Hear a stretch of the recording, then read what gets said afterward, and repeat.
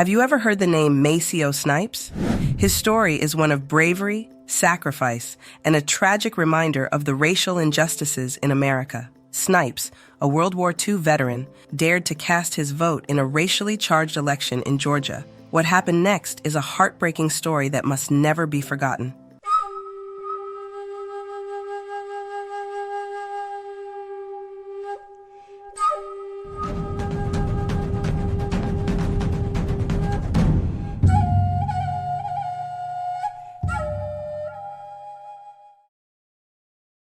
On July 18, 1946, a white mob shot a 37-year-old black veteran named Maceo Snipes at his home in Butler, Georgia. A day earlier, Snipes had exercised his constitutional right to vote in the Georgia Democratic primary, becoming the only black man to vote in the election in Taylor County.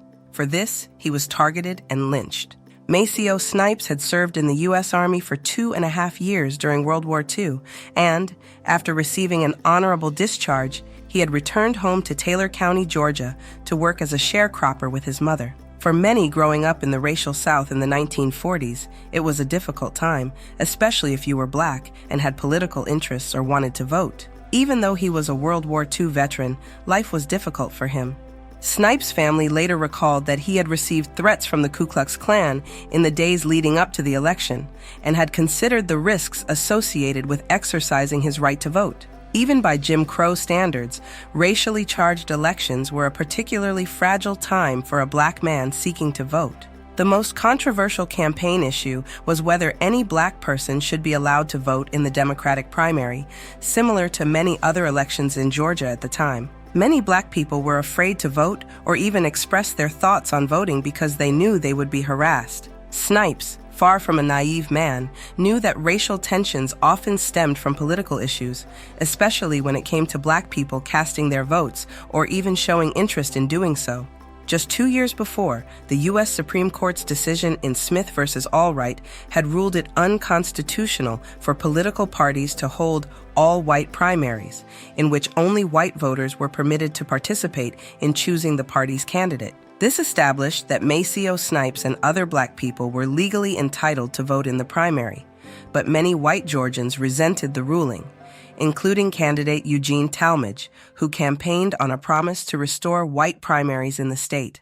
A firm white supremacist, Talmadge had been previously elected governor of Georgia on 3 occasions with a segregationist platform and the open support of white terrorist groups, including the Ku Klux Klan. "The South loves the Negro in his place," Talmadge had said in a 1942 campaign speech, "but his place is at the back door." Despite threats from the Ku Klux Klan, Snipes went to the polls and became the first black person to vote in Taylor County. When the primary concluded, Talmadge had won the party's nomination and received the most support in rural areas. When Taylor County votes were tallied, Talmadge had won all but 1 vote, and white community members believed that Maceo Snipes, known to be the only black voter in the county, had cast that lone vote of opposition. The day after the primary, a mob of white men, including a white veteran named Edward Williamson, arrived at Maceo Snipes' grandfather's house in a pickup truck and called out Maceo Snipes' name.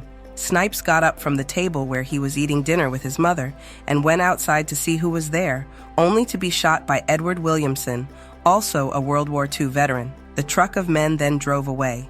Even though Maceo Snipes and Edward Williamson were different, they both had served their country and should have been afforded the same rights. But that was not the case. Severely wounded, Snipes and his mother walked about 3 miles to the home of a black doctor, Homer Chapman, to get help. Chapman owned land where Snipes and his mother worked as sharecroppers.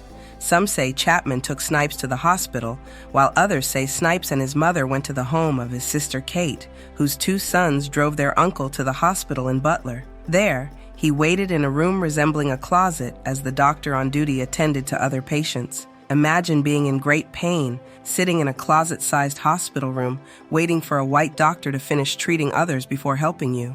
Approximately 6 hours passed from the time Williamson shot Snipes until the doctor performed surgery to remove the bullet. The family later said that medical neglect was common in other Georgia civil rights cases. Not long after the surgery, Snipes was talking with his family when the white doctor said Snipes needed a transfusion, but couldn't get one because there was no black blood available. 2 days later, on July 20th, 1946, Maceo Snipes died. Take a look. We have gotten pretty used to seeing lines like this in Georgia. People tell us they've sometimes waited hours just to vote. Well, I spoke to a Macon woman about why her family history drives her to the polls, and former Georgia gubernatorial candidate Stacey Abrams about what voter suppression looks like in the 21st century. He went and voted, and he was gunned down. Voting for Cassandra Jones DeSagier. I feel like it's a matter of life and death. I really do. See, her step-grandfather, Maceo Snipes, a World War II veteran, was the first black person to walk through the doors of the Taylor County Courthouse and cast his ballot for Georgia's governor in 1946. But that was after Snipes' family says the sheriff in town gave a warning. It said that if any blacks come to vote, that they would be killed.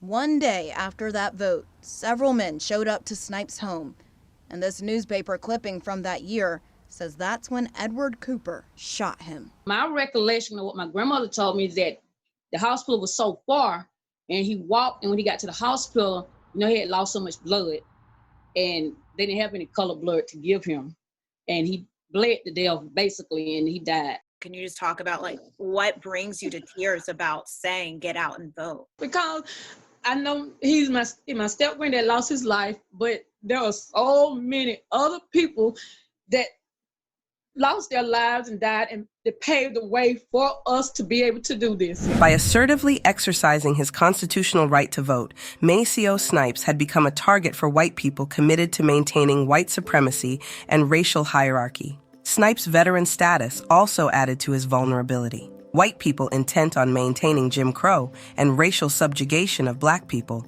worried that military service would make black men leaders in the fight for racial equality at home, and frequently targeted black veterans returning from World War II with racial violence for wearing their uniforms in public, asserting their rights, or denouncing inequality. Black veterans often faced horrible discrimination, mistreatment, and even murder at the hands of white Americans determined to suppress their potential activism.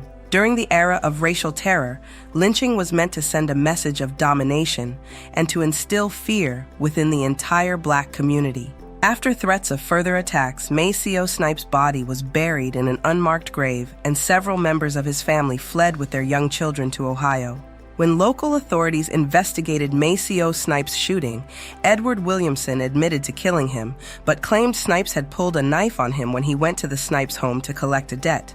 A member of a prominent white family in Taylor County, Edward Williamson's story was believed at face value despite contrary assertions in Snipes' deathbed statement and his mother's witness testimony.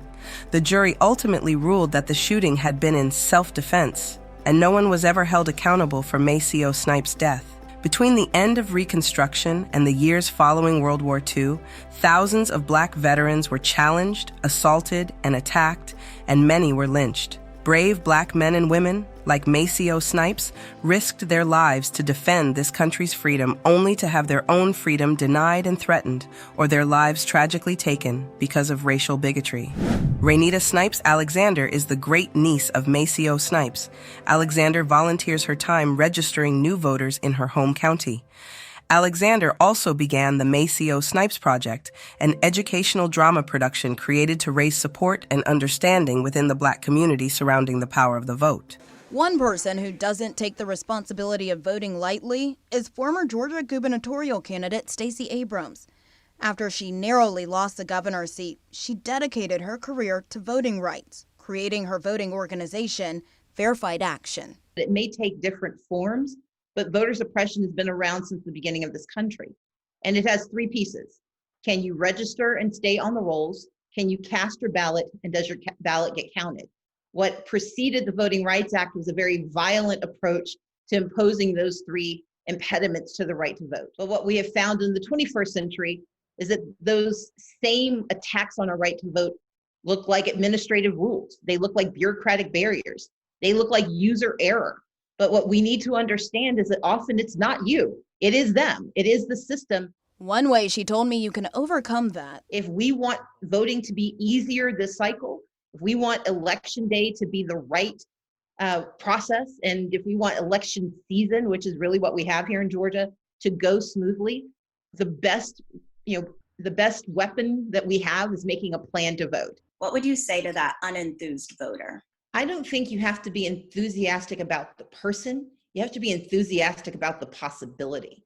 A possibility Jones DeSagier's ancestor never saw, and why she so firmly believes. Make the choice, the decision to vote. Snipes' murder did spur a sophomore at Morehouse College to write a letter about basic rights to the Atlanta Constitution newspaper, which we now know as the AJC.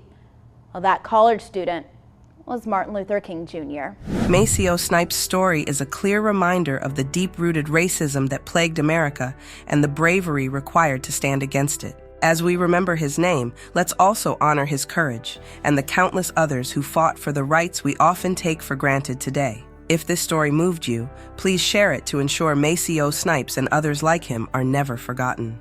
Subscribe to Black Discoveries for more untold stories of courage and resilience in Black history.